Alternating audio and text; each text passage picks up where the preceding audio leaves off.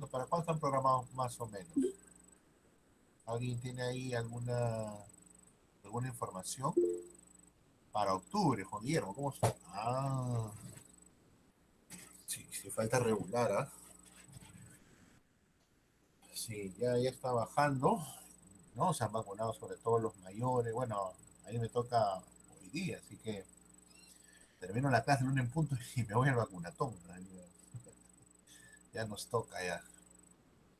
Ah, ya nos toca ya. Ya está, ya.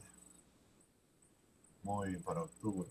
Sí, de todas maneras hay que tener los cuidados, ¿ah? Hay que salir cubierto, ¿no? El tapaboca, el alcohol, ¿no? De todas maneras, ¿no? Muy bien, Juan Diego y su compañero. Adelante. Ahora voy avanzando un poquito. El- el- hay una jugada interesante que ha hecho la Google, ¿ah? Es bien interesante. Y es que antes me permitía compartir pantalla con una ventana distinta al Google UNMSN, ¿no? Entonces compartí el google.com. Ahora ya no me permite, o sea, solamente me permite compartir pantalla o con las ventanas que tengo abiertas o con, Juan Diego, ya pueden empezar ya, o sea, ya no me permite compartir pantalla doble. Sí, profesor, es que en un momento se está conectando el compañero Kevin. Ya, a ver, voy entonces a empezar unos minutitos, ¿ya? Muy bien, Sí, sí. ¿se me escucha bien, jóvenes? ¿Sí? ¿Se me escucha bien? Sí, sí. Profesor, Excelente. Bien, este es el que voy a colgar hoy día y es sobre Esparta, Atenas, el imperialismo, la separata de Merino. Entonces, te voy a dar solamente unos 5 minutos, Juan Diego, porque si no me voy de largo y eso ya no es bueno. Bien, entonces, están ustedes visualizando, ustedes saben que cuando agrando a la separata, ya no puedo verlo, ¿no? Entonces, nos toca hablar sobre el imperialismo helénico. En otras palabras, el, el complejo mundo helénico con, con las políticas particulares de las ciudades-estado. Es decir, aquí tenemos, por ejemplo, que el entrenamiento militar y el ejercicio físico predominaron sobre las enseñanzas de otras disciplinas. ¿Esto qué se entiende? Ahora, con la lectura y un poco ya con la ponencia que empieza ahora, vamos a encontrar que hasta el tema del entrenamiento físico estaba pormenorizado, pero estaba también elitizado. Es decir, allí los esclavos servían, o sobre todo para llevar las armas, o inclusive para hacer pruebas tipo llegando al extremo de carne de cañón. Recordemos que en el análisis que vamos a hacer hoy día, vamos a observar que una de las pruebas, o al menos así registradas por parte de los espartanos, para poder obtener parte de su mayoría de edad, era una especie de simulación de asesinato al enemigo, ¿no? Y para ello eran utilizados jóvenes esclavos. Entonces, pero bueno, esto de alguna manera es parte del mundo antiguo, ¿no? No recordemos nosotros la valía del esclavo, ¿no? Que era poca. Por ello, la lectura es bastante enriquecedora, la de Merino, la que toca ahora revisar. Por otra parte, cada ciudad-estado tiene una identidad muy pertinente, ¿no? Es decir, uy, son 9:15. Uy, ya me estoy yendo ya. A ver, vamos a ver, ya jóvenes, a ver, primera llamada para. Ahora Sí. sí, ya, Sí. listo. Profesor, ya Ya, estamos listos. excelente. Si pueden encender cámara en buena hora y si no, pues nada, exponer, no hay problema. Em, a ver. ¿Se visualiza? ¿Sí, jóvenes? Ah, no estoy es que tengo que detener yo mi presentación. Jijiji. Y ahora sí, ya, listo. Pueden compartir, por favor. Excelente, muy bien. Se puede visualizar, ¿verdad? Sí, uy, excelente. Tienes ahí a Alejandro y perfecto, ya. Eh, mira, qué bonita frase. Ya, muy bien. ¿Dónde estás, Joel Kevin? Sí, profesor, buenos días. ¿Me escucha bien? Te escuchamos fuerte y claro. Adelante, por favor, jóvenes ilustres. Ok, profesor, muchas gracias.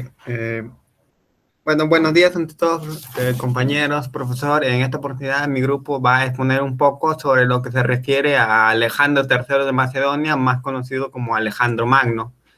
Este trabajo está compuesto por los integrantes de Cantoral Solís, mi compañero Zambrano Llana y quien les habla, Mozo Porta.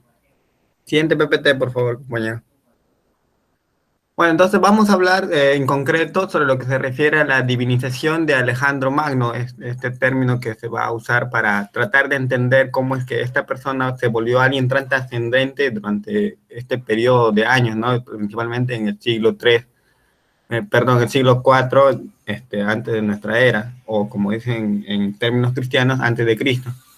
Bueno, yo lo voy a exponer principalmente a lo que se refiere a la introducción, disculpe, lo que se refiere a la introducción y al capítulo 1, eh, que se basa principalmente en la formación y cómo sube Alejandro al trono de Macedonia. Siguiente PPT, por favor. Bueno, para tener una idea sobre lo que vamos a tratar en este trabajo, he puesto dos citas de Eliade en la que hablamos sobre el simbolismo de las comunidades de estos años, por decirlo así. Esta forma de representar lo que ellos consideran divino, sagrado, ya sea en templos, en lugares de sacrificio, algunas estatuas de oro, de piedra u otros materiales, que buscan recrear sus ideas sobre su concepción del mundo. Por decir, tenemos el famoso templo dedicado a Zeus, que si mal no recuerdo se llama Olimpia o algo parecido.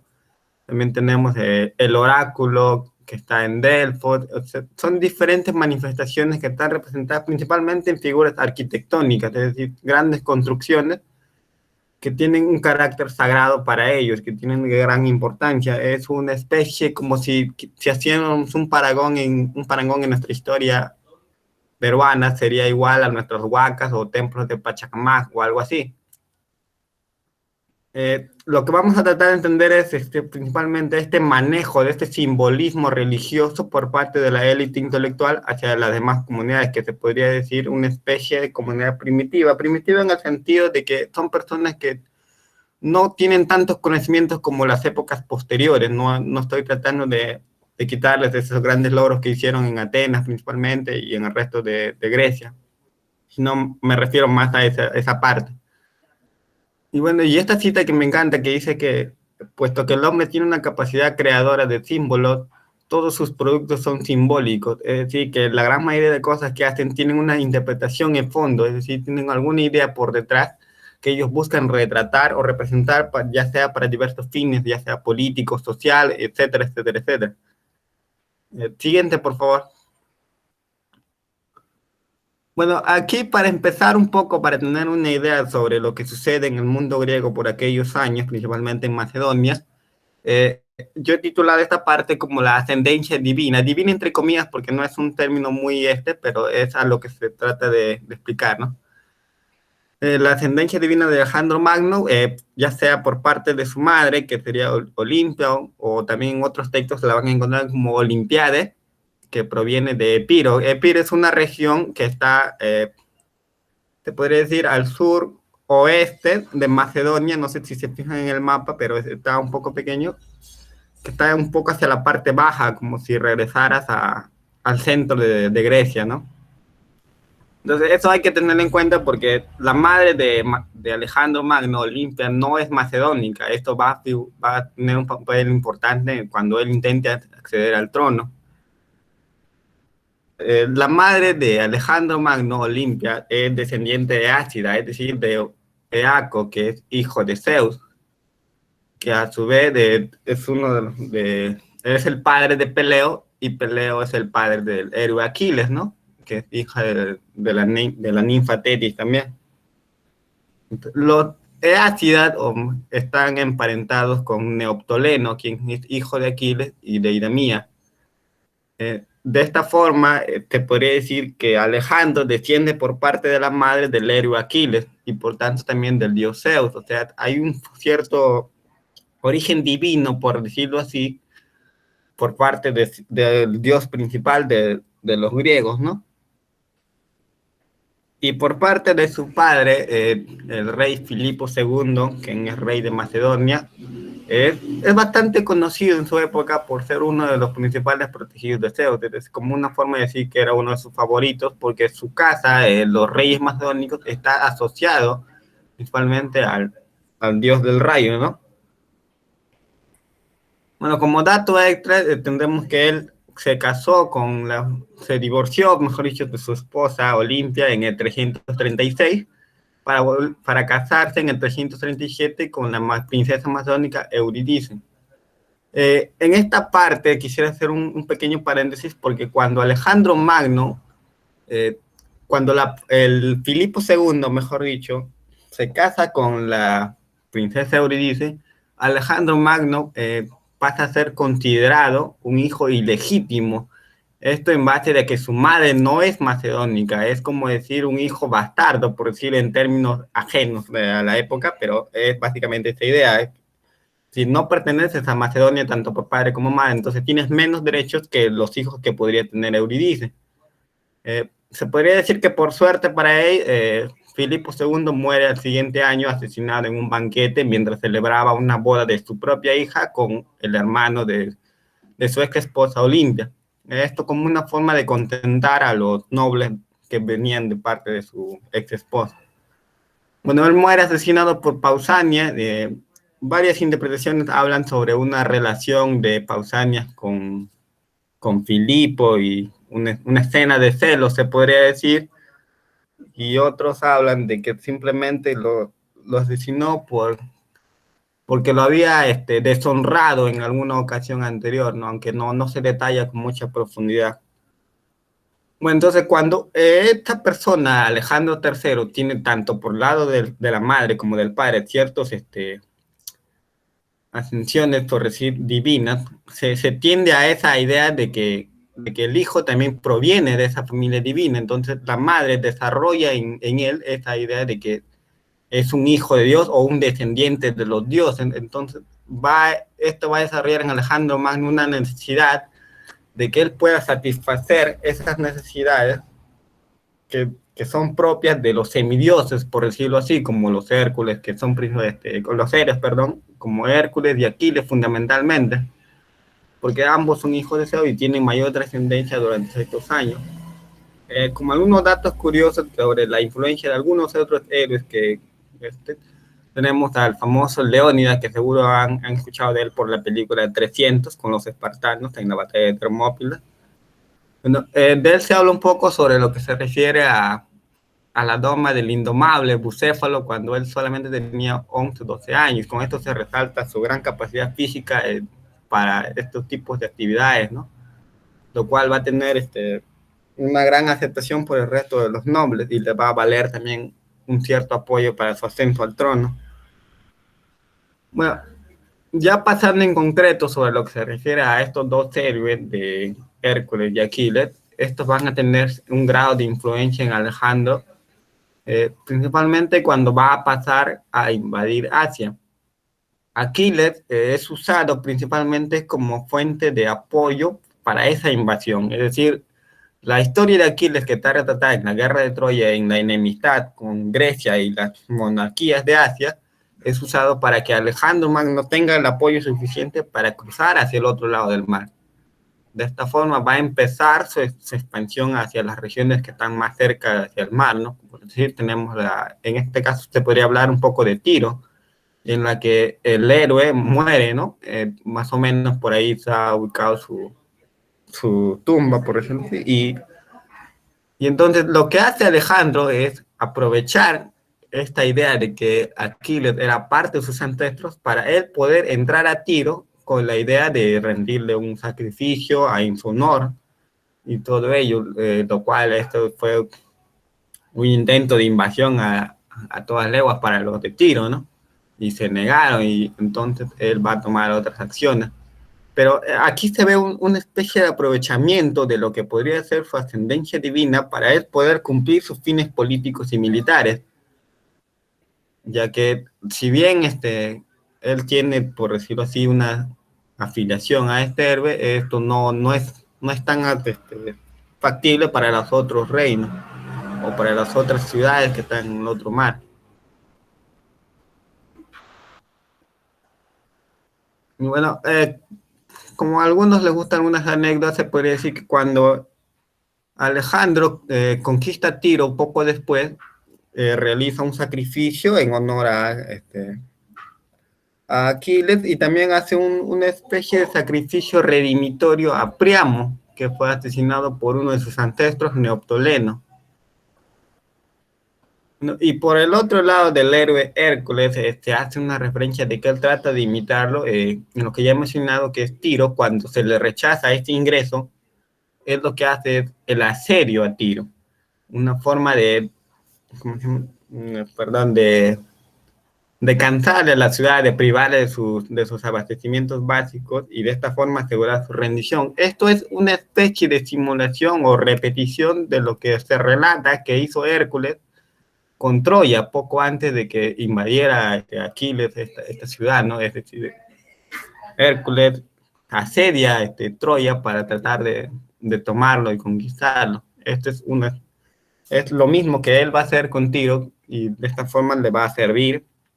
E incluso se habla de que poco antes de que se tomara Tiro, el semidios Hércules se le aparecen los sueños de Alejandro, y le avisa o le premonina que va a conquistar Tiro, y esto va a tener un gran influencia en los soldados, en los hombres, en los que ya se habían cansado y van a recuperar esta voluntad de lucha. Entonces, ahí, en todo lo que he expuesto, se podría hablar de que hay un aprovechamiento, como ya dije, de lo que viene a ser sus filiaciones divinas para poder cumplir sus fines políticos y militares. Esto hay que tenerlo en cuenta, porque esto va a hacerlo durante largos tiempos, durante toda su conquista a Asia, e incluso en Egipto e India. En Egipto esto es más notorio, sobre todo cuando a él se le corona como faraón, a pesar de que no era ni siquiera Egipto, era un completo desconocido, por decirlo así. Entonces, aquí se ve la capacidad intelectual y militar que tenía esta persona, que podría incluso comparar a uno de los mejores intelectuales de nuestra época, ¿no? Lo cual es bastante sorprendente para aquellos años. Y esto le va a valer eh, para que las siguientes o los siguientes reyes que hayan en diferentes zonas tengan esta idea de que los reyes se pueden convertir en dioses o son dioses en vida. Y esto se va a complementar incluso en la Edad Media, en la que no podías matar al rey porque el rey era Dios. O como dice esa famosa frase de que la voluntad del pueblo es la voz de Dios, pero la voz de Dios es la voz del rey. Y bueno, con esta idea, ya para no ampliarnos tanto, le doy paso a mi compañero para que él pueda complementar la siguiente exposición.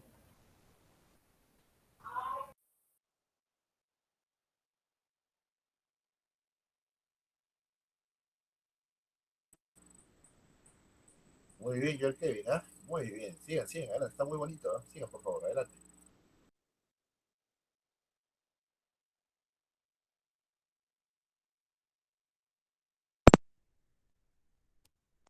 Sí, profesor. Continuaría con la exposición.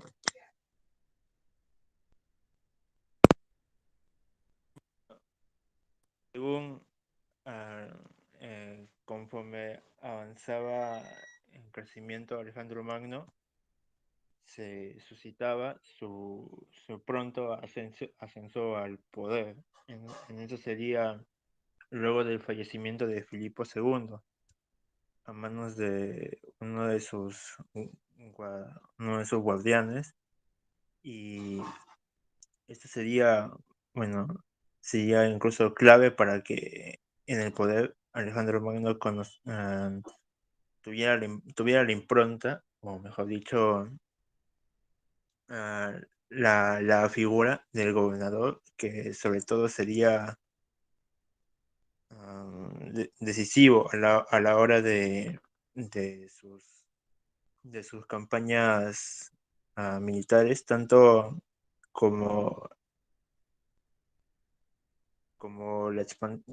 tanto como la expansión hacia lo que quiso incomer, o mejor dicho, imponer como el legado helenístico que fuera su reino. Es así que para el florecimiento cultural que quiso marcar, no solamente en lo que conocemos como jardines colgantes, no solamente como conocemos como Babilonia, o mejor dicho, conocemos como Alejandría, sino que sus ciudades claves, o mejor dicho, sus ciudades fundadas, son las que tienen los florecimientos culturales en base al conocimiento de la mitología griega, el conocimiento de las costumbres griegas, filosofía griega, y esto se ha sumado con la cultura oriental. Es decir, que hubo ese sincretismo en el cual la cultura helenística y también la filosofía helenística tienen base para que luego del fallecimiento incluso de Alejandro Magno fueran las que se acentúen para, para sus próximas generaciones. Así que cuando incluso vienen los romanos, vienen los árabes, encuentran focos de cultura o focos de ciudades en donde sus personas no tienen, mejor dicho, la imagen griega, pero tampoco tienen una imagen bárbara. Es como ser un foco rico en cultura y un foco en donde puedan incluso obtener información o puedan ser formados sus ciudadanos.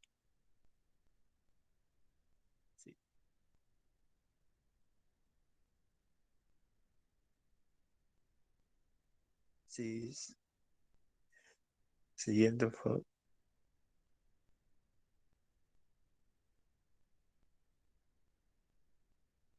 Esta de integración griega, pues, se añade en sentido que la imagen inclusive de Alejandro Magno, cuando falleció Filipo II, estaba en juego, puesto que en algunas ciudades,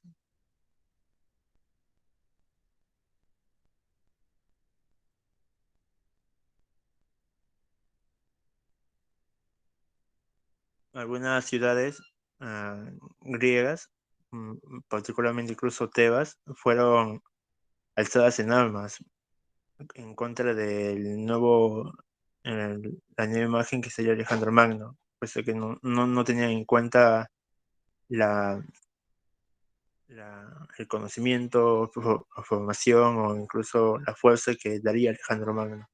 Es así que Alejandro Magno tuvo este momento decisivo en el cual su persona, su persona divinizada, sería clave para estas ciudades.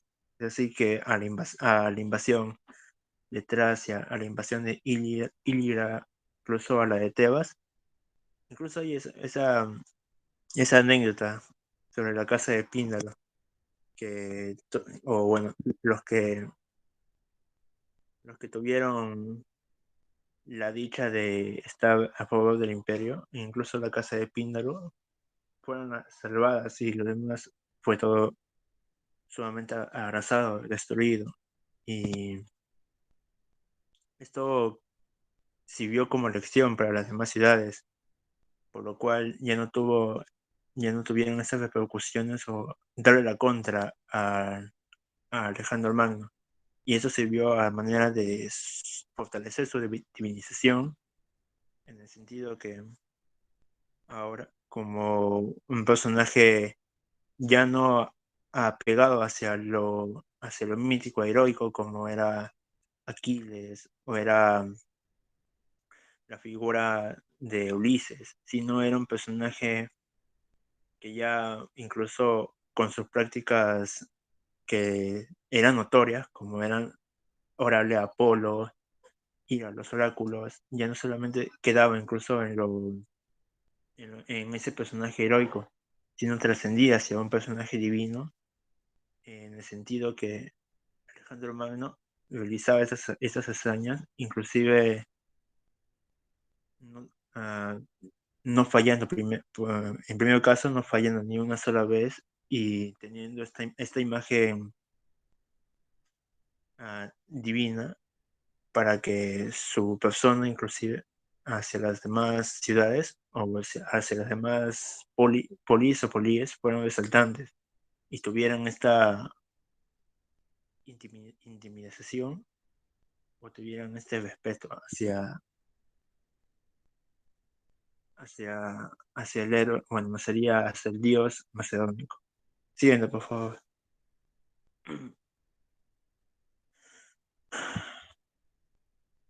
Y esto ayudaría inclusive para que fuera a concretar el proyecto de Filipo II, el cual sería unir todas las políes de Grecia y de Asia Menor. Esto ayudaría inclusive a la imagen de Alejandro Magno, porque refleja hacia las otras ciudades fuera de Grecia un respeto e incluso admiración. Es así que cuando va a Egipto, inclusive le reciben de abrazos abiertos y lo apoyan para la invasión hacia Persia, del cual sería su objetivo final. Esto ayudaría a Asia Menor, a la invasión de Asia Menor, porque, bueno, como dije, el proyecto de Filipo II quería concretarlo. La invasión que tuvo, esta última fue terminada con la muerte con la cacería de Darío III hasta llegar hasta las Indias. Pero su imagen, inclusive, luego de terminar esa travesía de cazar al gobernador, inclusive a conquistar toda Persia, su imagen no quedaría relegada hacia solo esos triunfos, sino esto quedaría inclusive fuera de la invasión, fuera de la guerra. Por ello, cuando él regresaba, él era aplaudido, era recibido con banquetes, era recibido con el ofrecimiento de ciudadanos que querían que fuera su rey. Y él no lo quería, no en el sentido de soberbia, no en el sentido de,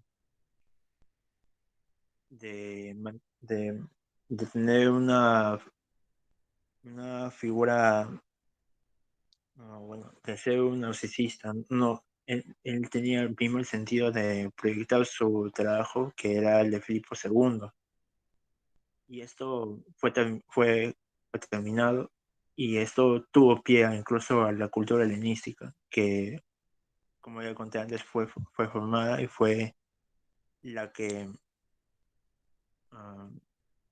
sentó bases hacia las demás ciudades que incluso trascendieron a través de la Edad Media. Gracias, Kevin. Muy bien, Alejandro. Muy bien, muy bien, muy bien. Digan, por favor, adelante. Está muy bonito, ¿no?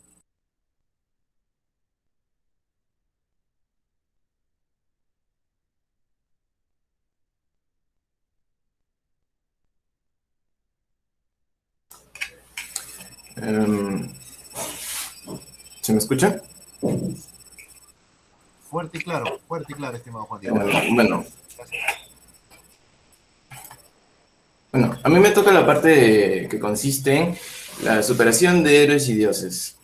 Ok, Como mi compañero Kevin ya había mencionado justamente cómo creció Alejandro Magno, y justamente también mi compañero Alejandro nos mencionó el cuál fue el proceso de conquista y de expansión cultural. Entonces, en esta ocasión hablaremos más del ámbito de la divinidad. ¿Ok? Primero empezamos por Egipto. Cada vez que Alejandro conquistaba a un pueblo, Alejandro consideraba que los dioses de dicha localidad eran los mismos que los dioses griegos, solamente que tenían una especie de diferencia cultural. En este caso, Alejandro en una de sus campañas logró expulsar a los persas de Egipto. Al hacer esto, tras tremenda hazaña, este fue coronado como faraón.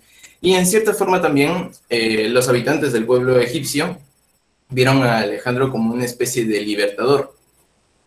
Ahora, toma las características divinas de un faraón. Como nosotros sabemos, los faraones son una especie de representación de un dios en la tierra. Por ejemplo, cuando un faraón va, y va, por decirlo así, en representación del dios Horus, una vez que asume el cargo, es considerado como un Horus vivo. En este caso, Alejandro Magno, al no tener un dios en específico, se le atribuyó a ser el hijo del dios Amon-Ra. Adicionalmente, cada vez que Alejandro conquistaba un pueblo, siempre rendía respeto y honores a los dioses de dicha localidad. En esta ocasión, tras un largo tiempo de supresión de dioses por parte de los persas hacia los egipcios, Alejandro empezó a, por decirlo así, restituir los cultos locales. En este caso, Alejandro Magno decidió dar ofrendas hacia lo que sería el dios Apis, o también conocido como aquel dios que tiene figura de un becerro, de un buey. Por otra parte, el oráculo de Sigua lo llama hijo de Zeus. ¿Qué es lo que pasa? Alejandro Magno, en vez de reestructurar sus fuerzas o su ejército, decide tomarse un tiempo para dirigirse al oráculo de Sigua. A esto hago una cita a quien sería García, que nos habla de la divinización de Alejandro, y nos menciona lo siguiente, que Alejandro Magno, al dirigirse al templo de Sigua, una vez que llega allí, dicho oráculo lo recibe con el nombre de el hijo de Zeus. Pero ¿para qué Alejandro necesitaría ir a un oráculo en vez de reestructurar su ejército? Porque mientras sucedía esto, Darío empezaba a reagrupar sus fuerzas para iniciar un contraataque. ¿Por qué necesitaría esto? Simple. Alejandro Magno necesitaba el llamado o un apodo, o por decirlo así, un contacto con algún oráculo de alguna localidad cercana para poder, en cierta forma, reafirmar hacia el pueblo y a su ejército su, por decirlo así, su divinidad o su misión que tenía en el ámbito de expandir el territorio macedónico. Claro, bajo una concepción divina. Ahora pasemos a los persas. Respecto a las creencias locales, hizo sacrificios al dios Baal. Muy bien. Como había mencionado anteriormente, Alejandro Magno siempre respetaba a los dioses de cada localidad y obviamente el dios Baal no podía escapar de ello. Alejandro Magno ofreció sacrificios en honor al dios Baal y por otra parte él adoptó la proskinesis. ¿Qué es la proskinesis? La proskinesis es, por decirlo así, un hecho social propio de los persas, en el que la población ve al gobernante de dicha localidad como si fuera una especie de, no una especie de dios, sino más que todo un gobernante digno de admirar, a quien se le rendía tributo, se le rendía venerancia. La proskinesis en cierta forma también generó cierto tipo de disconformidad con los griegos, porque si bien los persas adoraban a su líder, no adoraban como si él fuera un dios. Y por otro lado, los griegos, al ver esta actitud de los persas, creían de que ellos estaban adorando a Alejandro como si fuera un dios, cosa que a un inicio a los griegos parecía no agradarles. Si bien existen algunos autores que hablan, al menos de la época griega, que hablan a favor de Alejandro, en cierta forma esto de la proskinesis terminó haciendo ganar una especie de enemigos políticos, por decirlo así. Ahora pasaremos a la India. Si bien Alejandro Magno ha logrado grandes hazañas a lo largo de sus conquistas territoriales, lo que él necesitaba para poder lograr ese alcance de divinidad era superar aquello que tanto ha querido de niño, que son alcanzar a estos héroes o superar dioses. Entonces, ¿cómo se podría lograr ello? Simplemente logrando aquellas hazañas que estos en su tiempo no pudieron. Alejandro vio en la India la posibilidad de asemejarse e incluso superar a los dioses y héroes. Ok, una vez culminada la conquista del Imperio Persa, Alejandro decidió retomar fuerzas e ir a tomar lo que sería la India. Entonces, una vez logrado dicho acometido, Alejandro Magno decidió, en cierta forma, en honor a aquel dios, hacer una entrada similar a como cuentan los relatos en lo que respecta a Dionisio, su entrada y conquista a la India. Y por otra parte, en este asalto a la India, cabe destacar la toma de la Roca de Horno. ¿Por qué cabe resaltar esto? Porque la Roca de Horno era una fortificación que en su tiempo el mismo Hércules no llegó a tomar.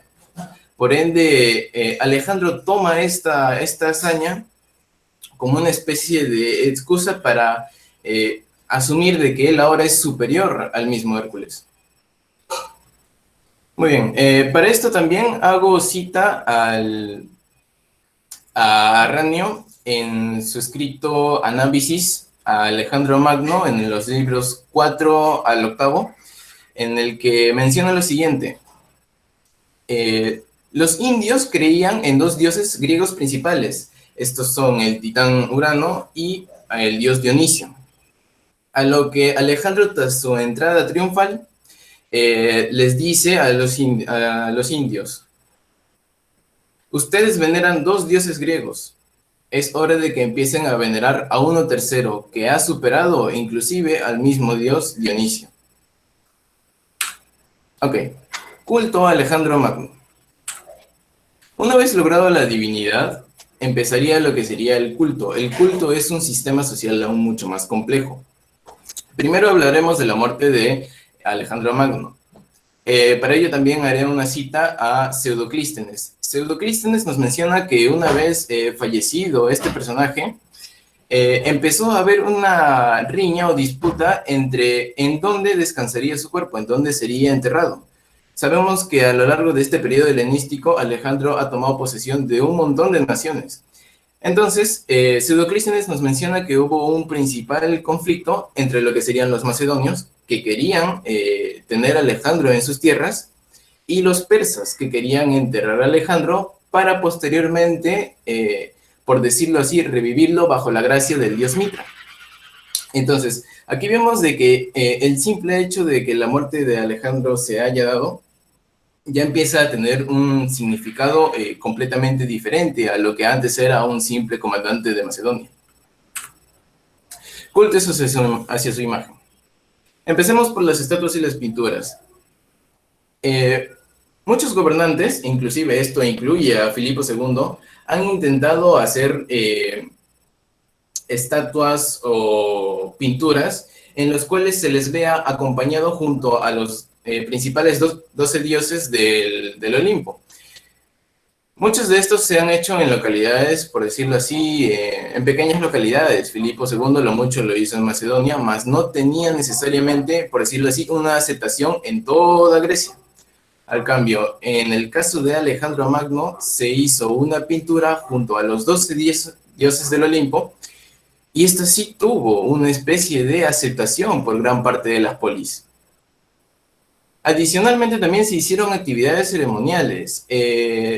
La divinidad de Alejandro Magno ya se había asentado tras la conquista de la India, y en honor a él se hicieron ciertos tipos de sacrificios hacia su nombre, a lo cual se le llamó los Juegos Alejandrinos.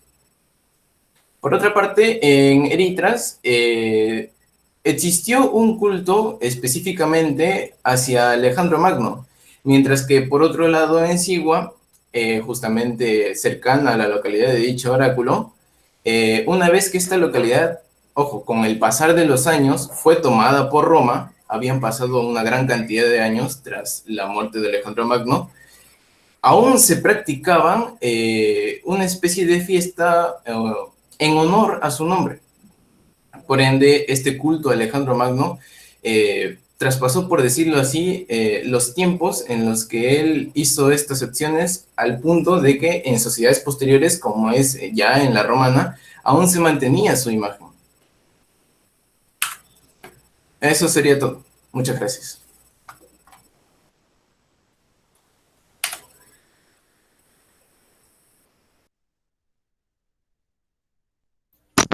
Profesor, su micro.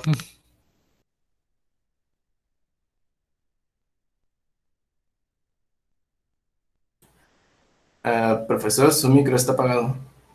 Su micro, profesor. Ok, ahora sí, ahora sí. Excelente, la verdad que me he quedado, las ponencias hasta ahora están de muy buena performance. El trabajo escrito también está muy bien hecho. Han citado inclusive textos de la época, es decir, ya ahí están las felicitaciones, Gianfranco, yo también me auno a esta exposición, ¿sí? Solamente falta completar con las preguntas y respuestas, pero hasta ahí de verdad el trabajo incluso escrito han hecho citas de textos de la época, ¿no?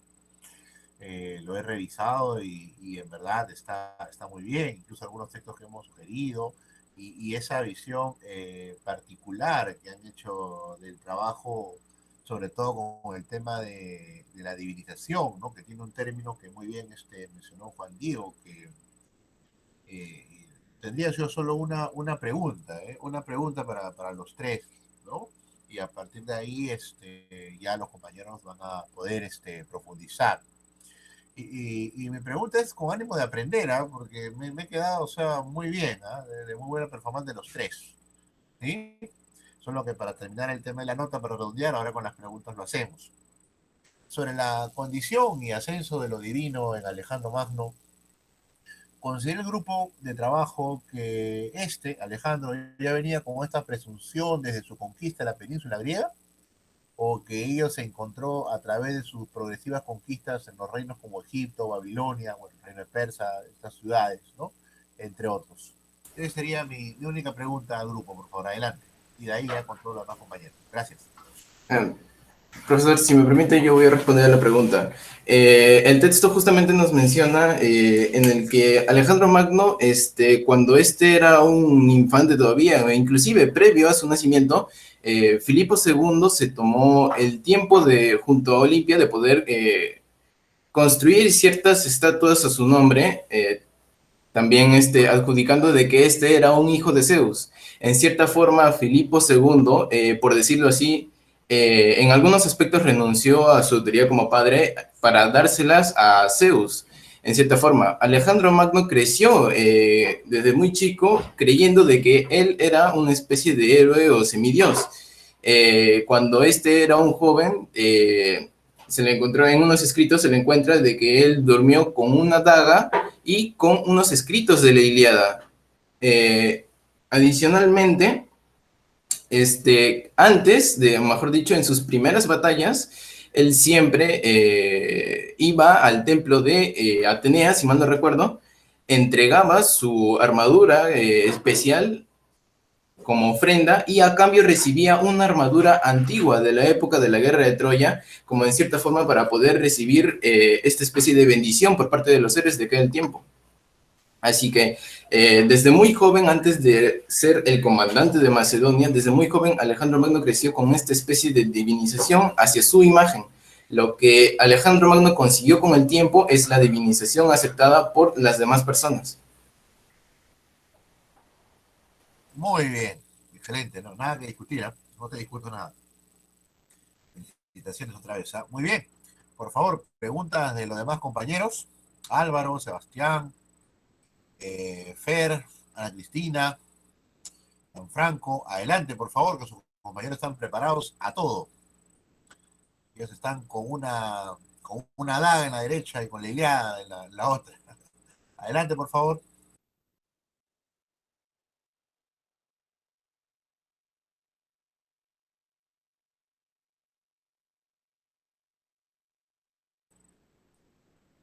A ver, o si no, vamos a invitar, a ver, voy a aperturar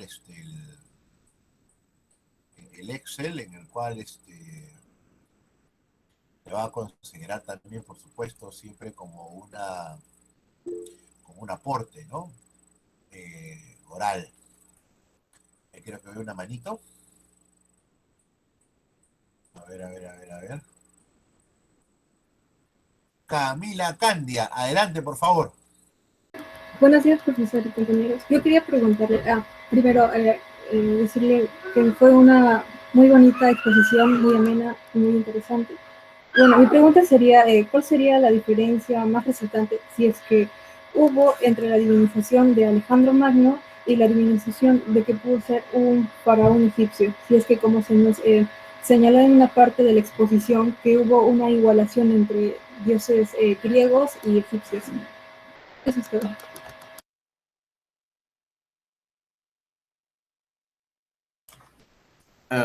Bueno, respondiendo a mi compañera, la principal diferencia entre ambas divinizaciones fue que, por ejemplo, la divinización de un faraón sucede en el momento actual, en el momento que un faraón toma el cargo y este empieza a ser representado como representante de un dios en la tierra. Entonces, la divinización o el culto al faraón está en su etapa de vida, luego su etapa de muerte.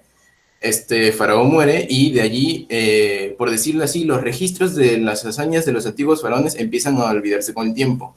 Al cambio, en el caso de Alejandro Magno, es uno de los primeros, por no decir el primer gobernador, el cual, aparte de su divinización en la vida, con el pasar del tiempo, este siguió teniendo cierto tipo de representación en alusión a lo que serían los dioses.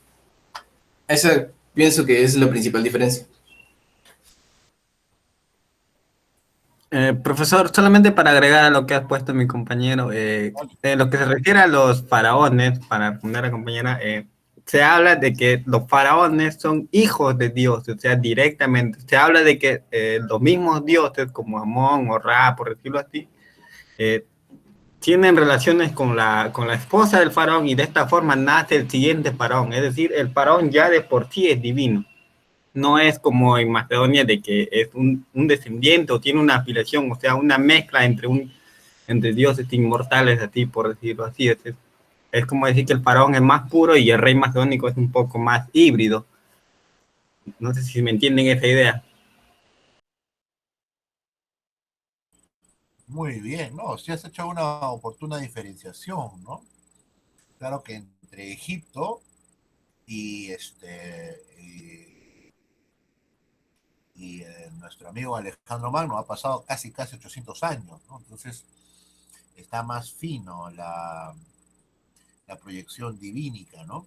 Y que has resaltado muy bien, ¿no? Ya de por sí el faraón ascendía, ¿no? A tal condición, que lo tenía de nacimiento, ¿no? En el caso de Alejandro, pues la va ganando a pulso, ¿no? Muy bien, muy bien. Tenemos preguntas de Gianfranco, ¿sí? Pregunta, luego ustedes responden, y luego de la compañera Ángela Gabriela Pérez. Adelante, por favor. Gracias, profesor, por la oportunidad. Recalcar la figura de Alejandro Magno, ¿no? Por la expansión cultural, política, la campaña de helenización que llevó. Pero acá me queda una duda, profesor, sobre lo que acaba de afirmar el compañero. Ha dicho que la figura de Alejandro Magno tiene mayor trascendencia que la figura de los anteriores faraones, por ejemplo. O sea, su difusión se da hasta después de su muerte, pero si no me equivoco, la de Ramsés también. Si no, no hubiera preservado su nombre tantos siglos, ¿no? Y bueno, esa era mi duda, profesor. Muy bien, pertinente. Adelante, por favor. Ya, muy bien. No necesariamente me refería a ese punto. Quería llegar al simple hecho de que una vez de que llega un faraón, viene otro representante, por decirlo así, y reemplaza a esta persona. El culto hacia la otra persona se mantiene su divinidad por sus grandes obras, como fue el de Abu Simbel. Sin embargo, el de Alejandro no ha existido, por decirlo así, un gobernante que pueda haber tenido tal repercusión y que haya podido ser reemplazado por otro, por decirlo así. Muy bien. Sí, profesor, para añadir ahí un poco, es que también tiene que ver un poco el tema geográfico, es decir, Egipto está a la parte baja, por decirlo así, de lo que era el mundo conocido. por decir, el faraón es Dios, pero para los egipcios y los que están cerca. En cambio, Alejandro Magno va a invadir incluso hasta la India, o sea, es el área geográfica que abarca le va a conseguir mayor trascendencia, mayor espacio para dejar restos arqueológicos como es en Persia, ¿no? Donde se tiene un montón de registros sobre él, más que incluso que en Macedonia, por decirlo así. Entonces, eso también es algo que tener en cuenta sobre al momento de hablar sobre por qué Alejandro Magno es más trascendente que el otro. Además de lo que se habla de que él deja el precedente para que los reyes que van a existir poco después o incluso años después se consideren dioses a sí mismos. Muy buenas bajo la manga, ¿eh? El tema geográfico y la expansión y extensión del culto. Muy bien. Sigue la compañera Ángela y luego Fernanda Fernández. Adelante. Sí, profesor. Buenos días. Bueno, felicitar a mis compañeros también por la exposición. Bueno, en mi caso, más que una pregunta, tengo un comentario. Es que hay un artículo académico de una autora española y ella dice algo muy interesante, ¿no? Nos dice que el camino a la divinización de Alejandro Magno estaría compuesto por 3 fases, ¿no? Una era el héroe, seguida por el héroe Dios y finalmente el Dios mismo, ¿no? Pero acá hay una diferencia, por ejemplo, en cuanto a Ramsés y ese afán de manipular la historia, ¿no? Porque Alejandro Magno no tenía esto premeditado, sino que habría sido una respuesta a las necesidades que iban apareciendo conforme iba avanzando las conquistas que tenía, ¿no? Pero lo que sí hay es una propaganda y él es consciente de ello, ¿no? Él sí se da cuenta de ello, ¿no? Y también había leído acerca de que había ciertas dudas, ¿no? Acerca de la divinidad de Alejandro, ¿no? Porque todo y se mencionaba un decreto de su divinidad, y esto habría sido como una manera de honrarlo por haber liberado Asia Menor del dominio persa, ¿no? Pero también se menciona que las principales fuentes sobre su vida, por ejemplo, se mencionaba a un autor, Claudio Elanio, me parece, o Elanis, no recuerdo muy bien, y él mencionaba que en esas fuentes se hace mención de otro decreto, y es un decreto de exiliados, ¿no? Que él habría mandado, que Alejandro Magno había mandado a regresar a Grecia a más de 20.000 hombres, y esto habría sido como una estrategia también, ¿no? Y bueno, también algo que me interesó es que mencionaba también esta autora que tras la muerte de Alejandro Magno, sus sucesores no estaban muy de acuerdo con esa divinización, porque no lo habían hecho, ¿no? en vida, ¿no? Pero lo que sí, ¿no? Es que utilizaron su imagen, ¿no? Para poder legitimar, ¿no? Una palabra que también lo vimos en la lectura de el dios Mitra, ¿no? Y bueno, ¿no? También habría sido utilizado su imagen para legitimar las monarquías que iban a ascender, ¿no? Por ejemplo, como Demetrio I, ¿no? Bueno, profesor, ese es mi aporte. Adelante, jóvenes, por favor, ¿eh? El tema de la propaganda de la antigüedad es un tema muy simpático. Adelante.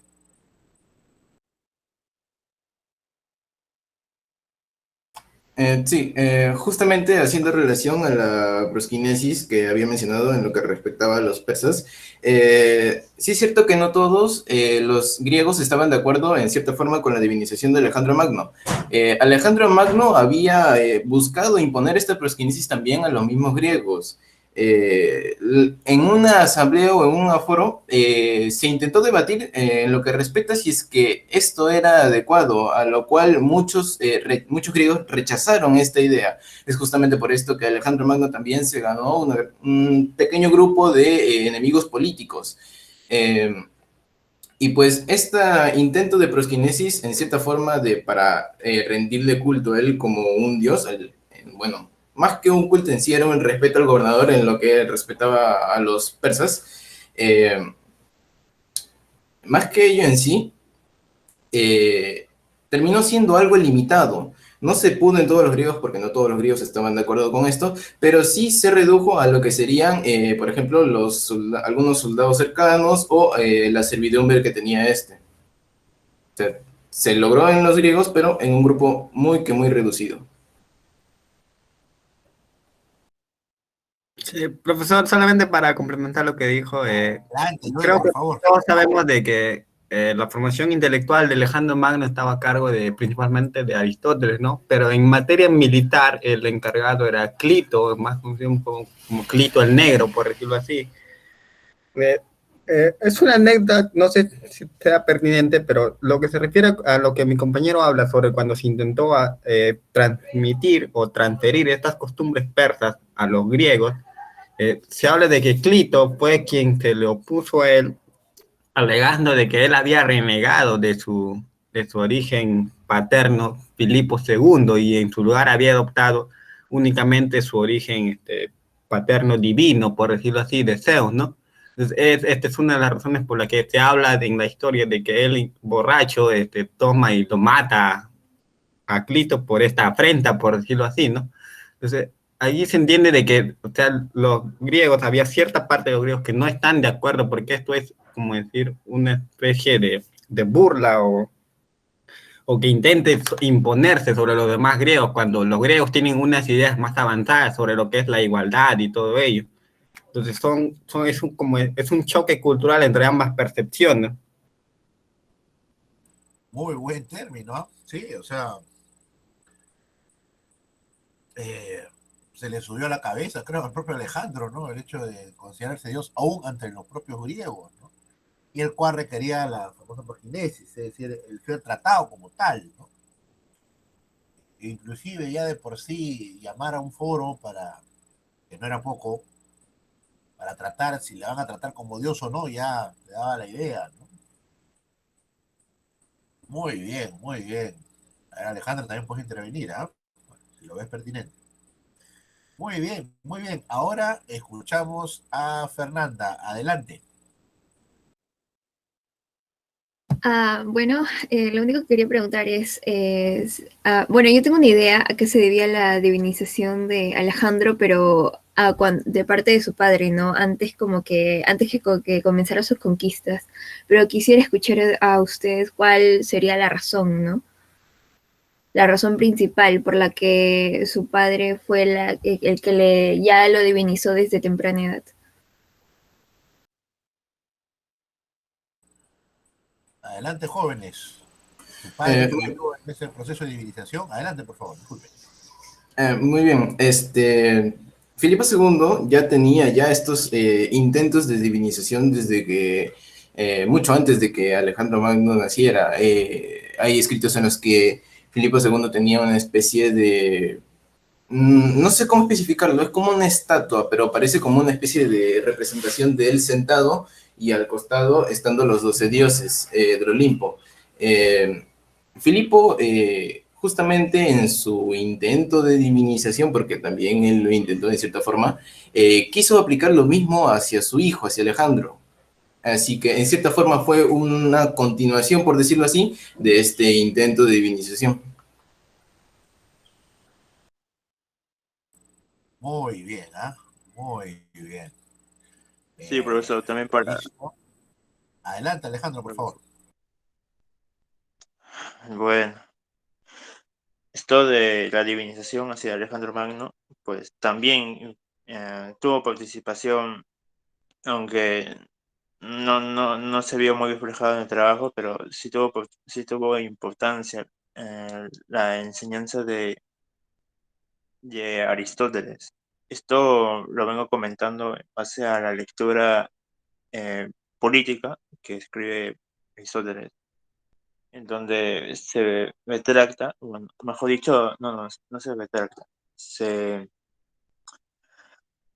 se refleja esta idea del medio, es decir, el medio no yendo a los extremos, el medio no, no apuntando hacia los dispares, y esto es aprendido en Alejandro Magno, pero con el sentido de luego en el futuro darle las contras.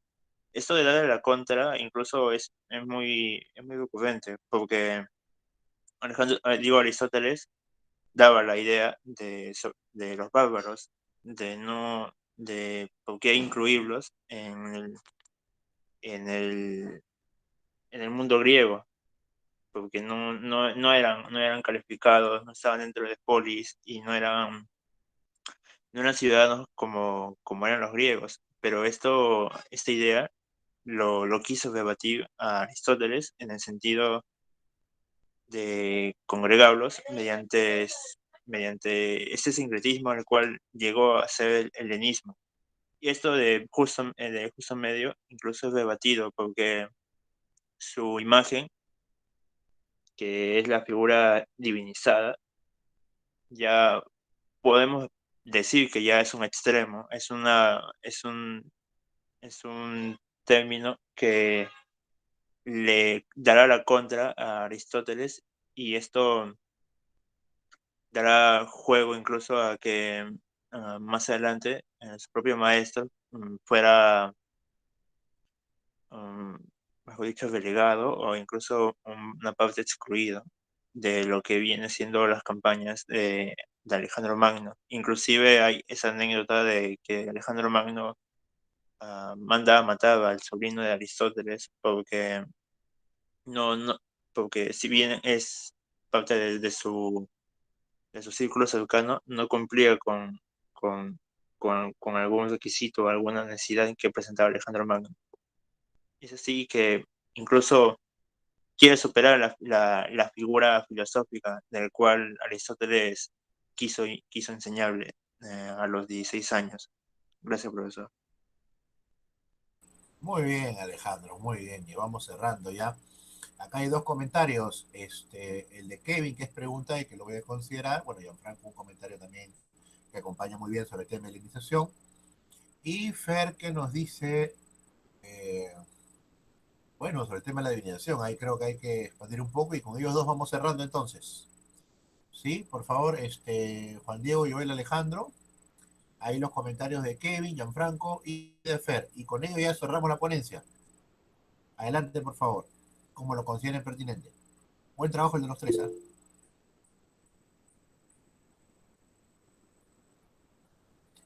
Kevin, Gianfranco y Fer han hecho ya unas consultas.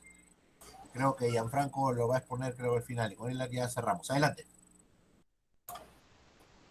Bueno, Kevin nos pregunta cuál fue la importancia para el gobierno de Alejandro Magno la juxtaposición de las culturas de los reinos que había conquistado.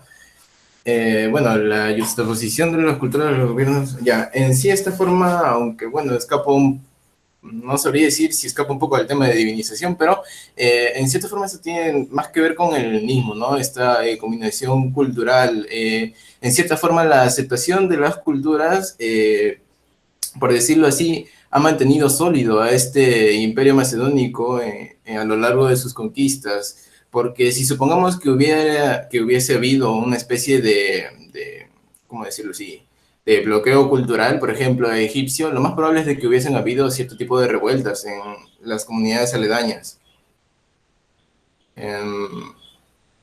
Muy bien, no, está bien.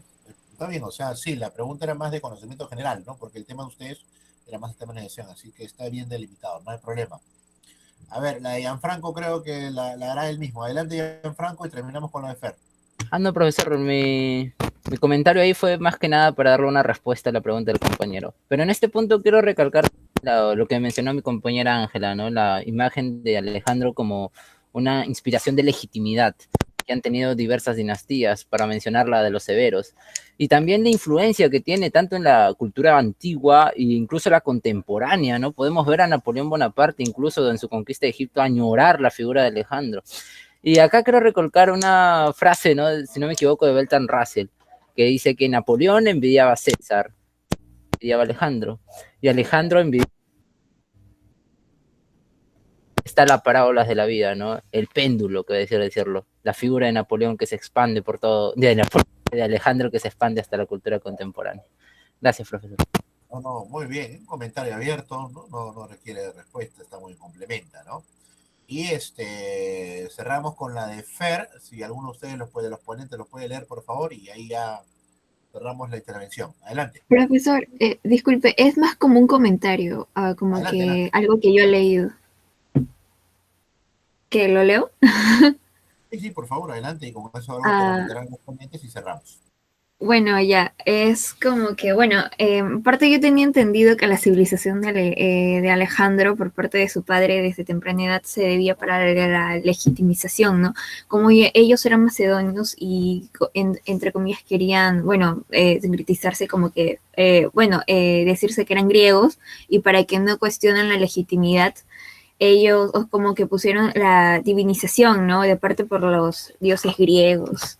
Es por ello que a su hijo desde temprana edad ya lo tenían divinizado, ¿no? Con esos dioses griegos, para de una manera que su hijo tenga la legitimización, porque a veces como si su padre, si no me equivoco, creo que sufría de constantes, se puede decir, cuestionamientos de parte de diferentes personas. Es por eso que a su hijo como que lo estableció, ¿no? Como que no sufre de esas cosas.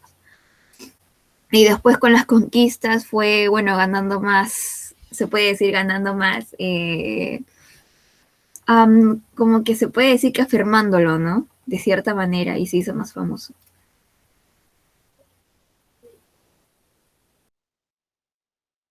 Muy bien, muy bien. El tema de la divinización y el tema de la consolidación es parecido al tema es parecido a la institucionalidad con el tema de la legitimidad, ¿no? Son los que la legitimidad la brinda la divinidad, ¿no? Entonces, muy bien, ¿no? Si hubiera algo de agregar, nada, ¿no? Un comentario muy pertinente. Así es, la memoria de Gianfranco, perfecto, ¿no? Muy bien, muy bien. Entonces, particularmente, mi reconocimiento a los tres, han hecho una muy buena ponencia, ¿sí? Un aplauso particular a los tres, ¿ah? Y miren, desde que empezaron ahorita, tranquilamente, poco más de 1 hora y 10, ¿no? O sea, así es, Gianfranco, meditación, o sea, hora y 10 más o menos, miren, ¿ah? Es que cuando el trabajo está bien hecho, hay de dónde, ¿no? Así que han citado textos de la época, han citado artículos de investigación, ¿no? ¿Verdad? Muy buen trabajo, ¿ah? Y sobre todo que ha habido ya algunos visos oportunos de trabajo de historiador, ¿no? Con la división del tema de las fuentes de época, ¿no? Y, los textos de análisis, ¿no? Así que muy bueno el trabajo. Felicitaciones, ¿no? Bien. Y eso que han resumido bastante. Muy bien, Joel. Muy bien, claro que sí, ¿no?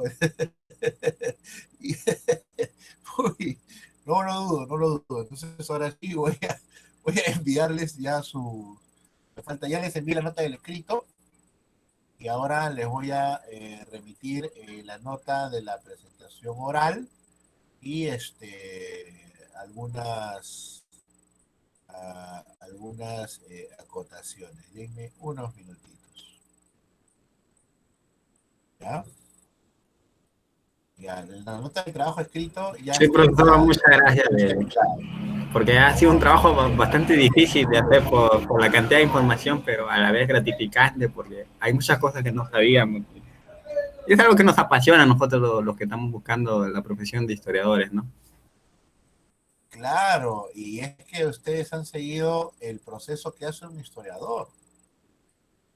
¿no? Y lo han hecho de ustedes de cuenta y parte. O sea, lo mío es solamente ponerles el tema y darle bibliografía y ustedes han buscado de más. O sea, han agregado textos y gráficos en diferentes espacios. Inclusive no expusieron el eje comparativo con Tupac y Yupanqui que habían puesto en el trabajo, ¿no? Como bien dice Joel, han resumido, ¿no? Pero yo feliz, ese es el trabajo que se quiere, ¿no? Han citado a Plutarco, ¿no? Queremos, claro, no es que no hay tiempo tampoco, ¿no? ¿No? Por eso le decía a veces que está muy bien, ¿no? Que el tema eso es historia antigua. O sea, la historia antigua no es solamente una condición de recepción de conocimientos, ¿no? Yo creo que tranquilamente complementa gran parte del trabajo que nosotros como historiadores necesitamos también reflejar, ¿no? Por ejemplo, introducir a Mircea Eliade en el análisis de la mitología de los gobernantes incas sería un temón. Por ejemplo, algo que lo digo con mucha tranquilidad también, pero no por ello menos alegre, ¿no? Trabajar la divinidad de la condición del Inca. Valdemar trabajó mucho el tema de la política y del buen gobierno del Inca. Franklin Peace, otro grande también en el tema incario, trabajó ya sobre todo la legalidad, ¿no? O en todo caso la legitimidad que tenía un gobernante inca, ¿no? Valdemar fue más allá que Peace, efectivamente, ¿no? Pero igual. Entonces ahora, por ejemplo, una visión de historia antropológica sobre la condición divínica del Inca, ¿eso dónde? ¿No? Eso no lo ha hecho Tonso Idema, ¿eh? Tonso Idema ha escrito algunas cosas ahí, pero bueno, bueno. Claro, profesor, sí, como usted dice, hemos hecho una comparación, una pequeña comparación con Tupac Inca Yupanqui, ¿no? En materia militar principalmente, pero es que tampoco queríamos ahondar tanto porque no queríamos pecar de anacronismo, por decirlo así, porque son épocas muy, muy distintas, entonces, y a la vez son concepciones muy diferentes, entonces teníamos ese temor de entrar a otro espacio que no involucraba lo que se competía a Alejandro Magno, ¿no? Por eso hemos preferido adentrarnos un poco más en lo que se refiere a Plutarco, que hizo mi compañero Alejandro. Es increíble lo que ha hecho, porque me sorprendió incluso a mí mismo, porque yo por partes no llegaba a entenderlo, pero él lo sacó un resumen bastante bueno que está en el Word, que usted ha podido ver. Y nada, ha sido un trabajo desafiante, gratificante, y gracias por la oportunidad también. No, a ustedes, más bien, definitivamente, a ustedes que han hecho posible todo esto, ¿eh? Y son ustedes los que han hecho el trabajo. Yo más bien he tenido la fácil de sentarme a escucharlo, ¿no? Muy bien, muy bien. Entonces ahora sí, ya no hay más preguntas, todas han sido hechas, ¿sí? Nos faltaría nada más, uy, ¿qué pasó? Insistir en el... no, nada, yo particularmente tengo que seguir avanzando, ¿no? Tenemos ahora la separata presente, ¿sí? Que está compartida. Y ahora ustedes la pueden ya visualizar, ¿sí? La próxima semana nos toca la ponencia del señor Anderson, ¿no? La del anábasis. ¿Es cierto ello? ¿Anderson? ¿Está? Bueno, ahí en el grupo de WhatsApp les mandan que le toca la próxima semana, ¿ya? Y es que ese era mi interés, o sea, todo esto se hubiera perdido para mí particularmente, ya con los años que tengo un poquito, bueno, pocos, pero enseñando el tema de historia antigua. También soy docente de carrera, recuerden ustedes que también soy bachiller en educación, ¿no? Aunque claro, primero saqué mi bachillerato en historia. Entonces, dosificar es parte de las sugerencias que hacemos nosotros también los docentes, y docentes de carrera. Entonces, yo preferí un poquito ya desde un principio, claro, con su venia, porque todo fue consultado. Es más, yo publiqué una semana después de la primera clase el tema de pero ahí mismo nomás, el tema del sílabo, porque quería consultar eso con ustedes, pues, ¿no? ¿Cómo querían ustedes? Y miren, esta sincronía que ha ocurrido, pues nos ha dado muy buenas ponencias. O sea, imagínate, no nos hubiéramos podido profundizar en las preguntas, no hubiéramos podido escuchar a Nicole Sofía, o no hubiéramos escuchado a Fer, o no hubiéramos escuchado como a Ángela, ¿no? O sea, hubiéramos perdido todo ello, ¿no? En cambio, con esta división del trabajo, podemos disfrutar tanto de las ponencias como de las preguntas, ¿no? Que son sobre todo los que enriquecen y profundizan cada uno de los puntos de lo que se ha presentado, ¿no? La próxima semana tenemos a Anderson, ¿sí? Igual, como siempre, como a la primera hora. Y ahora me toca, voy a aperturar perdónenme,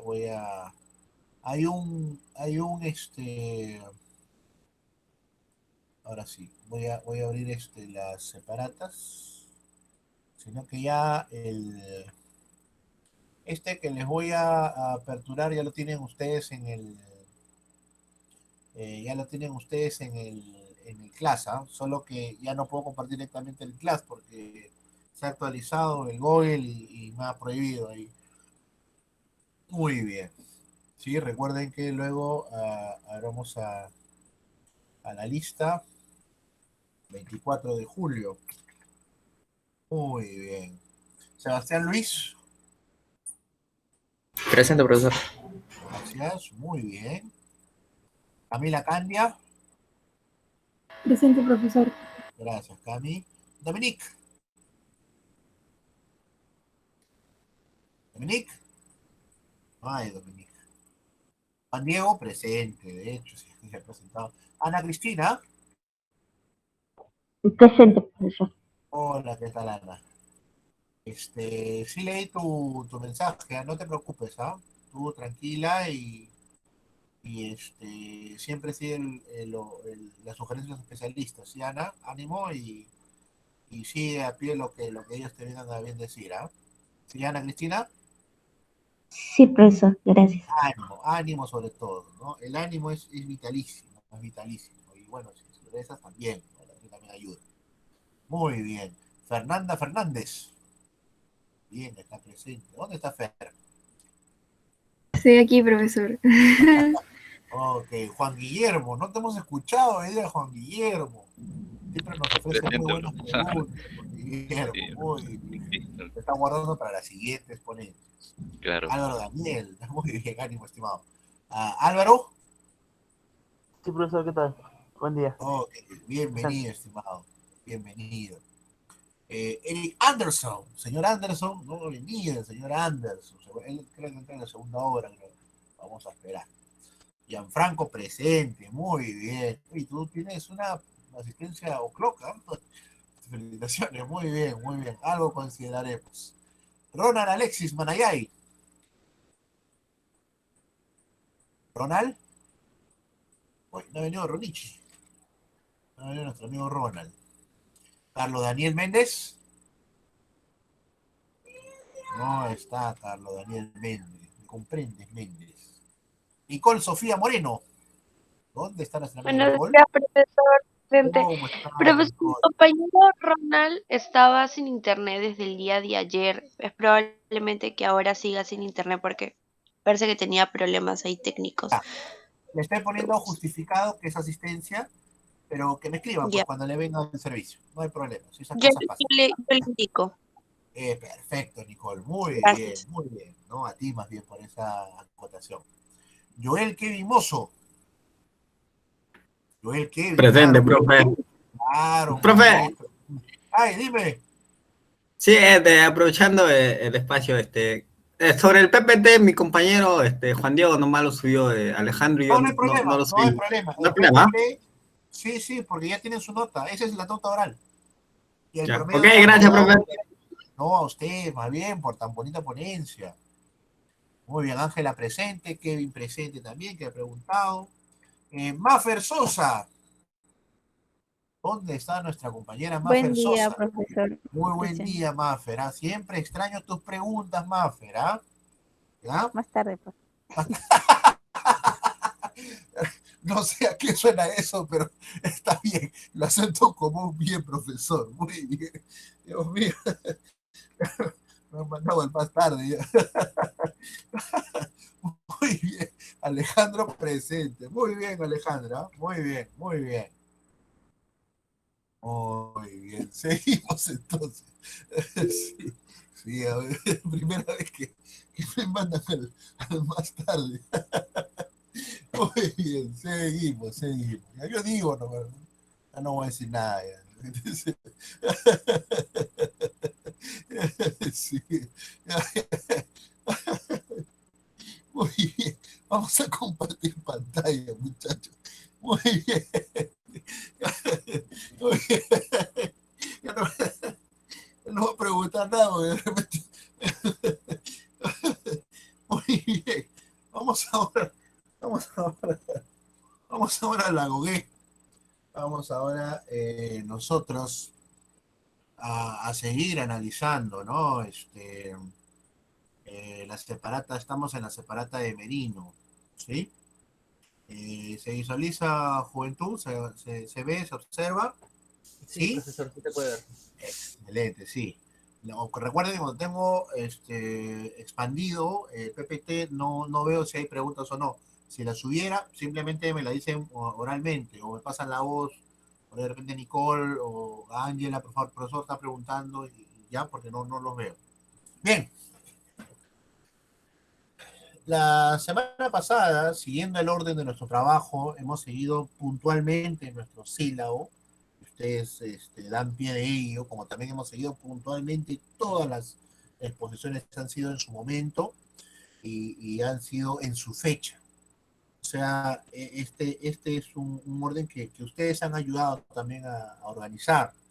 Si no hubiera sido por ustedes, pues ya el curso sería pues un pandemonio.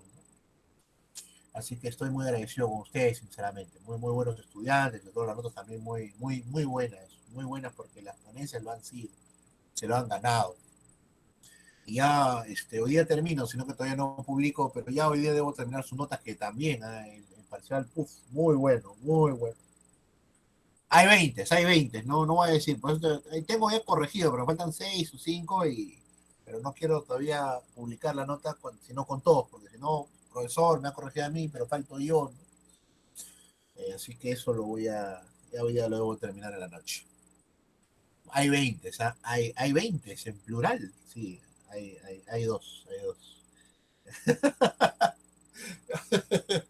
Pero se lo voy a colocar ya más tarde le voy a colocar. Muy bien, va a estar saco. Muy bien. La Gogué espartana, juventud. El entrenamiento militar y el ejercicio físico predominan sobre es lo que estábamos conversando. Pero es un ejercicio físico, pues, elitista, ¿no?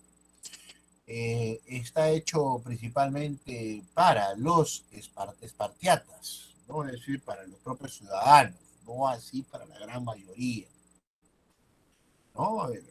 Que falta, por supuesto, afrontar si es que los espartanos iban también con sus esclavos a las guerras, ¿no? Es algo interesante también, no es nada, no es un tema menor, por si acaso. Entonces, la significación política de la Gogué fue tal que en el caso no se lograse superar con éxito, no era posible acceder a la plena ciudadanía espartana. O sea, si en el proceso de Gogué, de adoctrinamiento, el joven espartiato sufría algún accidente o perdía un brazo o una pierna, difícilmente podría ser considerado como un ciudadano. Es decir, era un proceso de formación muy extenso. Estamos hablando de entre 6 a 8 años, en los cuales desde muy joven se inicia en las artes. Así que eso de que solamente las artes estaban guardadas por los atenienses, eso es parte de la política ateniense.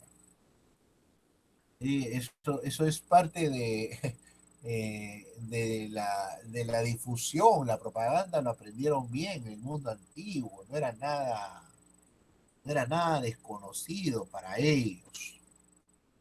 Entonces la significación política fue tal que en el caso que no se lograsen superar con estas sus distintas etapas, no ingresaba este joven a la vida plena espartana, pero no solamente de momento, sino para toda su vida. ¿sí? Entonces, la GOGE es parte ampliada de este complejo sistema educativo espartano. Cuando los espartanos, perdón, cuando los romanos vencieron a la Confederación Griega en las guerras mitriádicas, con el rey macedonio Mitriades, y con ello el fin y la toma de toda la península, los romanos van a ir a Esparta, ellos también conocen la Ilíada y la Odisea, pero ya era un circo, un remedo de lo que era la educación espartana, ¿no? Lo que encontraron los romanos era bien, bien feo, ¿no? Es decir, encontraban a unos adultos que golpeaban casi al límite de muerte a los niños y eso era llamado la educación espartana, ¿no? Pero eso es un remedio, ya Esparta era ruinas principalmente, ¿no? No era nada de lo que es ahora, nosotros ahora estamos estudiando, ¿no? Por ello, en gran medida también la propaganda espartana no fue positiva, ¿no? Ahora de propaganda vamos a hablar a detalle, ¿sí? Cuando veamos ya estábamos analizando el tema de la guerra contra los persas. La GOE es el proceso por el cual se ingresaba a la ciudadanía espartana, ¿no? Nosotros sabemos por Valdemar que eh, la lucha por la Mascapaicha como suprema identidad y distinción del Incario era a través del hijo más capacitado, pero no sabemos más. O sea, no sabemos qué hacía capaz a estos hijos del Inca que lo hacían proclive o cercano a tener la orla sagrada de la Mascapaicha, ¿no? O Mascaipacha, como le llamen. Esto lo digo porque en función de los espartanos, si no se pasaba por la GOGE, no se podía obtener los derechos y privilegios que traía consigo. Acá, por ejemplo, hay algo interesante, genérico, por supuesto, con el tema de la ciudadanía. Y es que solamente se reconocía a los ciudadanos el ámbito del bien común, ¿no? No así con los otros, ¿no? Es decir, los comerciantes o los habitantes de otras, o los habitantes de otros espacios no tenían acceso al bien común. No digo el término propiedad, por si acaso, ¿eh? Porque ahí sería bastante complejo el poder profundizar. Digo bien común porque una vez muerto, fuera en batalla, o en ancianidad, el ciudadano espartano, o enfermedad, si es que llegaba a ser ciudadano bajo los términos que hemos acotado de la OE, la propiedad pasaba a ser administrada por otro ciudadano espartano, pero a condición de que deba mantener en alta gracia, en bienestar a la familia del espartano caído, ¿no? ¿Por qué? Porque justamente los hijos e hijas también pasarían a formar parte, ¿no? De este conglomerado, ¿no? De esta ciudadanía. Y acá, por supuesto, el papel de las mujeres en la ciudad espartana es muy, muy grande. Y todavía nos falta profundizar el papel de la mujer en esta sociedad. ¿Y por qué decimos que es grande? Porque la gran mayoría de los varones está fuera de Esparta. En Esparta generalmente están los viejos, pero ellos son pocos, los jóvenes están en formación, y los de edad guerrera están en batalla. Entonces su cuota de número del género masculino es poca en realidad. Entonces la cercanía y la influencia, pero por supuesto de las hijas de los espartanos, eso también hay que dejarlo bien en claro. No estamos hablando nosotros de toda la sociedad espartana. Es decir, la voz de la mujer en el ámbito espartano está reservada únicamente, mira, anota, Primero, a las madres de hijos vivos. Uno. Es decir, la madre de aquellos ciudadanos que han caído en muerte difícilmente, ¿no? O la madre de los nobles espartanos, que también entre ellos tenían divisiones de clases, ¿no? Divisiones de estirpe. Entonces, el Estado espartano está relacionado principalmente con un tema casi a los niveles de monarquía. Y en el caso de los espartanos, por su número, está prohibido atentar contra quien en ese momento detentase el título del rey de Esparta. ¿Por qué? Porque una guerra civil entre ellos le hubiera significado su propio fin. Por eso. Entonces, esta bogué a la cual el autor Merino nos hace acápite, primero que estamos hablando de solo los hijos de los homois, ¿no? Estamos hablando de que ellos fortalecieron sus condiciones físicas de forma lúdica, ¿no? Es decir, quienes entraban al proceso, los hombres iguales, pero para los espartanos ya sabemos que los hombres iguales son los homois, ¿no? El calzado y los trajes ciertamente representaban un lujo, lo que nos habla ahí indirectamente de la carestía de las bestias de pelaje duro. Es decir, no es una sociedad ganadera, es una sociedad principalmente agrícola. Y tener ganado era un lujo, por ello la complejidad de la ciudad-estado de Esparta. ¿Por qué? Porque por un lado debía pues sarcirse, ¿no? de carnes, lo cual nos da a nosotros la línea de que la carne fresca del ganado vacuno no era muy constante. Es decir, las carnes que ayudan o que alimentan son principalmente estas de rápida reproducción, como la oveja, los carneros, ¿no? Pero el pellejo del carnero no es tan duro como el cuero de la vaca, del bovino. Entonces, ya nos dice un poquito de las carestías y nos habla también de las exigencias políticas comerciales que ellos debían tener con las ciudades del interior. Ahora, ¿de dónde sale la carne? De Asia y de Macedonia. No es corto ese tema de la alimentación, ¿eh? ¿Sí? No es corto el tema de la alimentación. Cuando tenían plazo, digámoslo así, ¿no? Los niños espartiatas para poder iniciar todo este proceso, ¿no? Para llegar a ser un homois, para llegar a ser un igual entre iguales. Se calcula que es un cálculo que entre los 12 años, ¿no? Hay distinciones sociales entre los jóvenes espartanos, por supuesto, estamos en el mundo antiguo. En el mundo antiguo la distinción es inminente, ¿sí? Es inminente. Por último, ¿no? Es una especie de gobierno en el cual solamente entran los que son parte de su gobierno, ¿no? Las designaciones entre el manto y la capa resultaron muy claras, ¿no? Es decir, quién podía tener un manto, quién podía tener una capa, quién podía tener un calzado.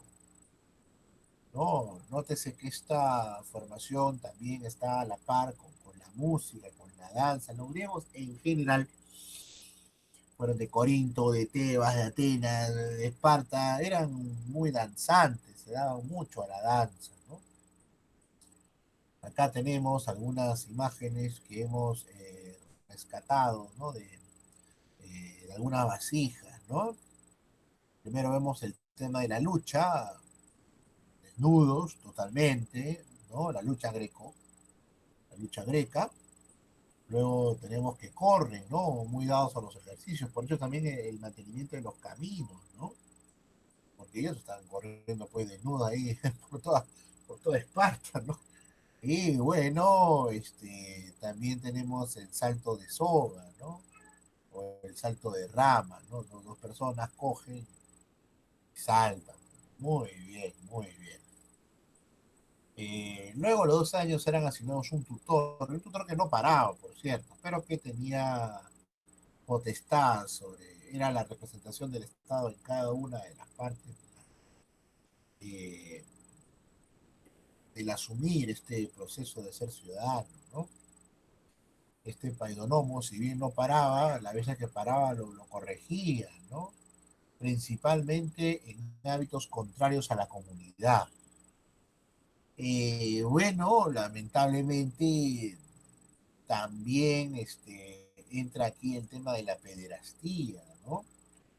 Al parecer, más en la racionalidad de los espartanos de lo que se puede pensar, ¿no? Pero, insistimos, generalmente el espartano hacía ahí uso sobre todo de sus esclavos, ¿no? Es bastante complejo ese tema, pero no deja de ser cierto, ¿no? Y ahora, vamos a ver si hay alguna pregunta,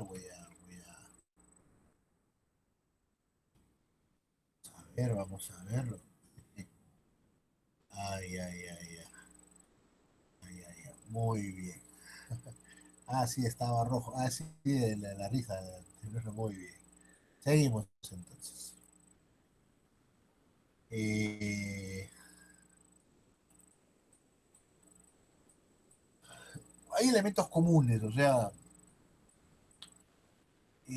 falta todavía aclarar el tema de la lengua, por ejemplo, ¿no? Si bien todos hablan espartano, hay todavía antiguas lenguas que se siguen hablando, en algunos casos en espacios muy poco reducidos, ¿no? Primero, por ejemplo, hay un punto que tocaron muy bien y que va a profundizar el señor Anderson la próxima semana. Y es, por ejemplo, el tema de los cultos. No pasó desapercibido, ¿no? Cuando mencionó su compañero, por ejemplo, los compañeros, ¿no? Mencionaron el tema de que durante la guerra también se hacían los cultos divínicos oportunos. Y es que ese es el mundo antiguo. Ese es el mundo antiguo. No deja de estar de lado en los temas del culto. Es más,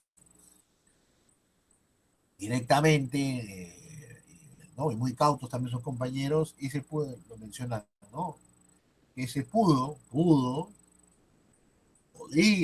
haber sido una causal de que se lo bajen, pues, a Alejandro Magno, ¿no?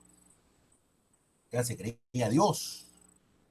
Ya luego veremos algunas partecitas, ¿no? De la falange macedónica, lo vamos a ver, ¿eh? Falange macedónica, ya en la segunda parte, ¿no? Muy bien. Entonces, hay elementos comunes frente a otras polis, por supuesto, ¿no? ¿Sí? Esta visión del mundo griego no es que esté fuera de la clásica, sino que se obtiene a través de las lecturas que nosotros estamos dejando, de las lecturas que complementamos y, por supuesto, de las lecturas de los libros de la época que han hecho muy bien la acotación vuestros compañeros. Entonces, encontramos aquí, primero, que hay una clasificación de acuerdo a la edad. Y eso sucedía con los atenienses, eso sucedía con espartiatas, eso sucedía con los corintos, en fin. Punto 2, hay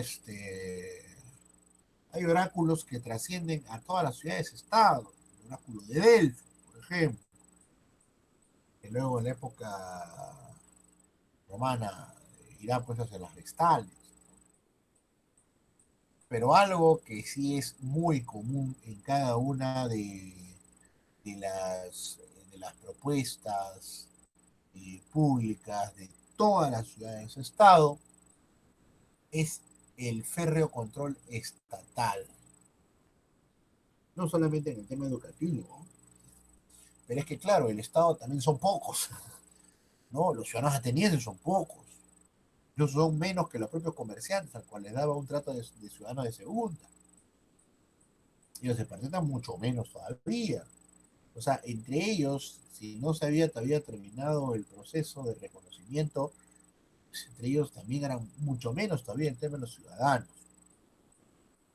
Casi se lo daban a los 30 años, pero a los 30 años pues en el mundo antiguo ya todo un logro. Primero no haber muerto en batalla, ¿no? Se tomaba así la plenitud participativa en las distintas instituciones de gobierno, ¿no? Acá tenemos pues la falange oblita propia de los espartanos, también por supuesto contra el matrimonio. Ese es un tema también simpático, y es que se contrae matrimonio solamente aquellos que son ciudadanos plenos. ¿Y por qué esta complejidad para otorgar la ciudadanía? Bueno, principalmente porque hay que darle pues también propiedad. Es decir, ese bien común que habíamos nosotros conversado debía también estar presente en ese acto de matrimonio en el cual el Estado, bueno, la gogué plena de los espartiatas, declaraba ese matrimonio válido y por tanto debían pues a esta joven pareja darle una propiedad, ¿no? Entonces, por supuesto, ya de viejo, entre comillas, 30, 35, ya pasaba a tener eh, participación, ¿no? Acá hay algo importante que quiero yo inclusive señalar, el tema de los dioses, algo así, bueno, salvando la distancia, ¿no? A la Virgen María, pues se le dice, ¿no? La Virgen de Cocharca, la Virgen de la Puerta, la Virgen de la Candelaria, pues, por tomarlo por formas separadas, ¿no? De alguna manera, también los cultos, claro, muy lejano, esta comparación muy forzada, las diosas y los dioses eh, griegos tomaban también el nombre del patronímico, ¿no? Artemisa Ortía, porque está pues en Ortia, ¿no? O Palas Atenea, ¿no? Atenea del Palacio de Atenas, y así, ¿no? Olimpia. Entonces, cada uno de estos dioses, aunque curiosamente el culto a ellos es bastante reservado. Recordemos que los griegos también practicaban sacrificios humanos a sus dioses, ¿ah? Por si acaso. Hay restos, o sea, no vayan a pensar de que, horror, no, acá yo ahora mismo le muestro, ¿no? En un minuto.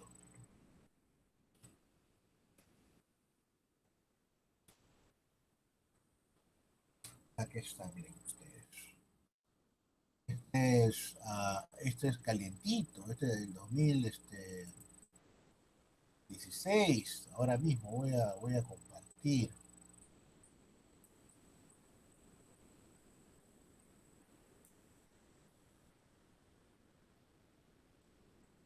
Aquí está. ¿No? Y para remate le cortaron el cráneo. Esto. No quiero oprimir. En la primera prueba de servicios humanos, ¿no? Un esqueleto de un adolescente. ¿No? Y acá estamos hablando en el Monte Olimpo. Claro, está enterrado, ¿no? Tiene una especie de adoración de piedra forzada, ¿no? ¿No? Entonces, por ejemplo, el culto a algunos dioses en el Olimpo se hacían con sacrificios humanos. Incluso había altares hacia ellos, ¿no? Entonces, no vayamos a pensar, pues, Lo que yo sí no sé, eso lo veremos, y los romanos también tenían, yo creo que en la primera etapa sí consideraban el tema de los animales humanos, ¿no? Pero este es el tema de los inicios, no, no sé así, sí, en la República, no lo sé, ¿no? Muy bien, entonces, y claro, por supuesto, sí, adelante, por favor, escuchamos. Profesor, algo que me llama mucho la atención de lo que está hablando es, bueno, quiero hacer una comparación con el tema de los incas. Es que en Europa a Grecia se le tomaba como una de las más grandes civilizaciones y todo, ¿no? Pero cuando hablamos de los incas, a veces lo como una, digamos, como una civilización arcaica en el sentido de los sacrificios y de esas prácticas que tenía, ¿no? Pero evidenciamos que en Grecia, de acuerdo en alguna de sus polis, por ejemplo, en Esparta, que menciona el tema de la preparación militar a niños, también evidenciamos cosas que, entre comillas, no irían con el concepto de civilización que le dan a Grecia, ¿no? Entonces, me llama mucho la atención, digamos, que a Grecia se le enaltece en ciertas cosas y a culturas americanas como las nuestras se las pone por debajo, ¿no? Y sabiendo que en algunos aspectos, si bien es cierto, no están en la misma linealidad temporal, pero en algunos aspectos se le pone por debajo, se les dice que no son civilizadas. Entonces me llama bastante la atención ese aspecto. Muy bien, Nicole, te lo he considerado también como participación. Muy bien, Nicole Sofía. Y historiográficamente, el tema de los griegos tiene mucho más background, digámoslo así, es decir, los romanos imitaron en mucho a los griegos y el mundo antiguo tuvo un renacere a partir del siglo XVI. En el caso del mundo inca, pues empieza un reflote bastante más tardío. Ya en el siglo XIX hay algunas indicaciones que nos hacen y mediados del siglo XIX, ¿no? Es decir, ahí nomás estamos hablando de siglos de diferencia, ¿no?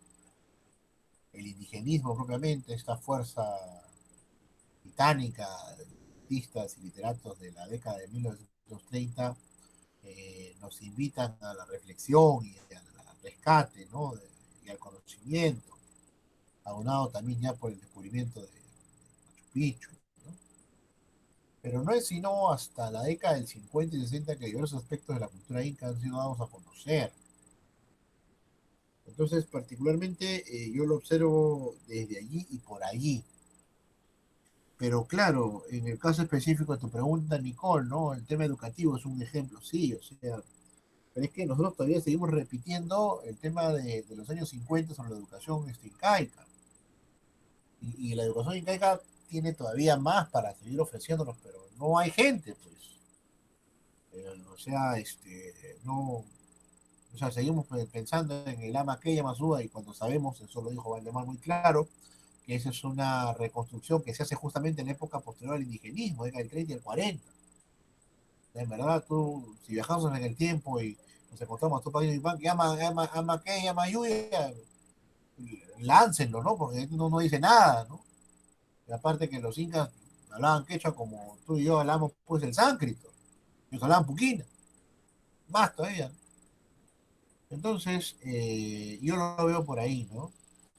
Pero es que ya creo que tenemos las fuentes suficientes para poder hacer una reconstrucción oportuna del tema educativo en el tiempo de los incas.